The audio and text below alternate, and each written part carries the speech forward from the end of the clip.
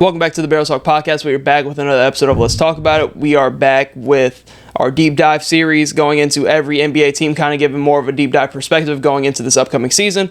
This episode, we got the LA Clippers. So looking at this, a very, very big offseason that just went down for the LA Clippers. And I feel like they're kind of one so-so year first round exit away from a full rebuild. So it's going to be very interesting to see what they have done going into this next season. So looking at this, no Paul George this year going in, new arena and everything else like that. I'm very shocked that Paul George won't be in a Clippers uniform next year.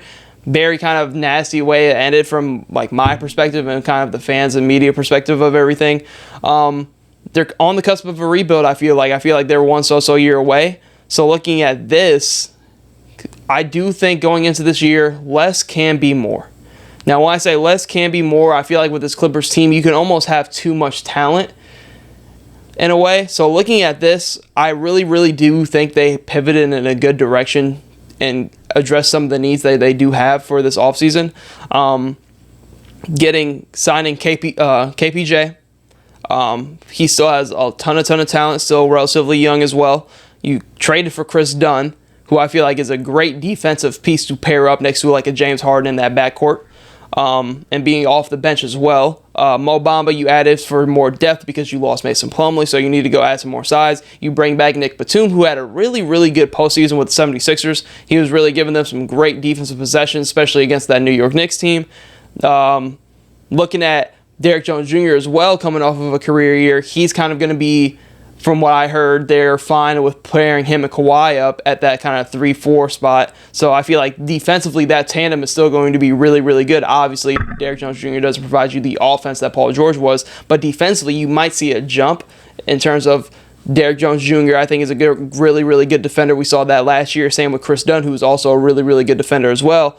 Now looking at what I think the potential starting five could look like is James Harden at the 1, Norman Powell at the 2, Kawhi Leonard at the 3, Derrick Jones Jr. at the 4, Zubac at the 5. So looking at this, I feel like the pick and roll between a Derrick Jones Jr. and a Zubac with James Harden at the helm is going to be very interesting to see. I feel like James Harden could be going into kind of a pseudo bounce back year in terms of his offense and his scoring output because of he's going to be able to take on a little bit more of a load offensively without Paul George. Is kind of what I'm getting into is the less is more kind of thing, because you still have Norman Powell, who I think Norman Powell is one of the better just pure scorers in terms of role players in the league. Like Norman Powell can get you 18 a night, I feel like, on good efficiency. So looking at him with a James Harden, I think Norman Powell can give you enough offensively, pairing that up with James Harden elevating his game and being more aggressive on offense in terms of just scoring in general. I feel like you can be fine in replacing the kind of that scoring output from Paul George. And then you got to think off your bench now you have a really deep bench like they've always had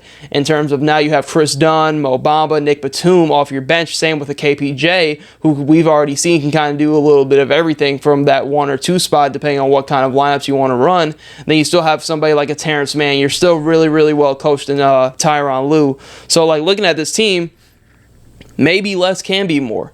That's kind of the mindset I have going into this team. Maybe this team getting off of Paul George and kind of being able to be more open-minded to the fact that now James Harden doesn't have to get everybody on the court involved and he can focus on his offensive game as well. I think he's the X factor. I think the X factor for the LA Clippers is James Harden. You can easily say it's Kawhi Leonard. I'm going to go into that being my main question for this team. But looking at James Harden, I think he's the X factor. I think if he can raise his scoring output for this team, I think it's going to be very beneficial. We already know what he can do playmaking and facilitating wise. I think if James Harden can give you 22 and 11 a night, which I think he's more than capable of doing, then you see like everything start to open up. I feel like the offense itself is going to be a lot more free flowing because they don't have so many guys that kind of play the same. I feel like when you look at this team, James Harden needs the ball, Paul George needs his touches, Kawhi needs his touches, and then when you put in the Westbrook, he also needs his touches because they're all effective with the ball, and like Westbrook isn't really great without it, Harden really isn't great without it, but now you have James Harden at the helm, can worry more about his scoring as well, but also Norman Powell is looking to score. And you need Norman Powell looking to score because that's going to replace some of those offensive points that Paul George is no longer there to fill. So looking at this, I really like this Clippers team. I do. Always got to take that with kind of like a grain of salt because of the injuries that can happen to this team. And my expectations for this team are not as high, even though, because you are losing Paul George, I got to see what this team looks like without him and these new key additions. Kawhi Leonard took himself out of the USA to get ready and ramped up for this upcoming season. So hopefully we get a good, healthy season for Kawhi Leonard. But what I expect from this LA Clippers team, I expect this team to make the playoffs. I wouldn't be shocked if they're a play-in team. I think they still do have talent. Like if you have Kawhi Leonard and James Harden healthy throughout the entirety of the season, which has been a struggle for this team, the entirety of Kawhi Leonard being in LA, that's going to be the whole thing. With how good the West is, if they're both healthy and the supporting pieces around them, they're very, very well coached with Tyronn Lue. I still believe that they can be in the same position they were this year, being in somewhere within that 4 to 6, maybe 7 seeded range. Even if they do get that like 7th spot and they're in the play-in, I'm sure they can win one game and get themselves into a playoff series. And I think they can match up a lot better with some of the top teams this year than they have been in the past. Just in terms of, I do believe less is more. I think they're going to play a completely different way compared to last year. And I think we're going to see a really, really good bounce back year from James Harden offensively. But the main question, the whole thing around this and the whole thing that's been the question for the Clippers ever since Kawhi's got there, can Kawhi stay healthy for a season? That's the entirety of the thing. The entirety of the situation with the LA Clippers going forward. In a very, very big year, going into a new arena, I feel like they're on the cusp of a first-round exit of possibly just blowing this entire thing up. But if you get a full healthy season from Kawhi, he's not even playing in USA because he wants to be healthy for this entirety of the season. So looking at this, he has to stay healthy. I think this team tanks out if he's not.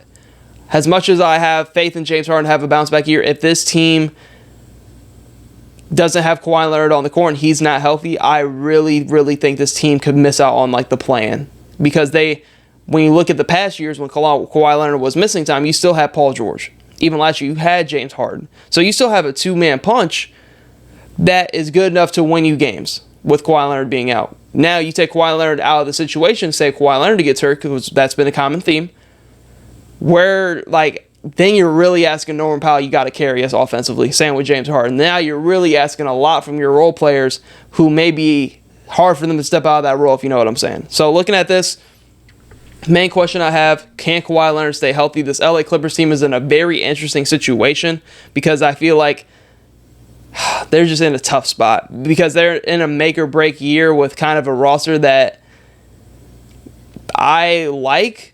I do like the roster, but looking at and comparing it to the rest of the Western Conference, it's like they're a little on the older side in terms of Kawhi Leonard and James Harden, compared to like an OKC team who's like feeling like they're just turning the corner right now, and they were already the 1 seed last year. Like Denver's still good. Like, are you taking the Denver Nuggets over the Clippers? I probably still am.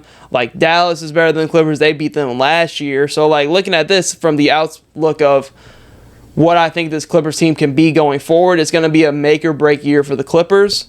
But going over it, X factor is going to be James Harden. I expect the team to still make the playoffs. I think they can get anywhere between like a 4 and an 8th seed in the mix of that play-in realm. I wouldn't be shocked. But it all comes down to Kawhi Leonard's health like it does every single year with this team.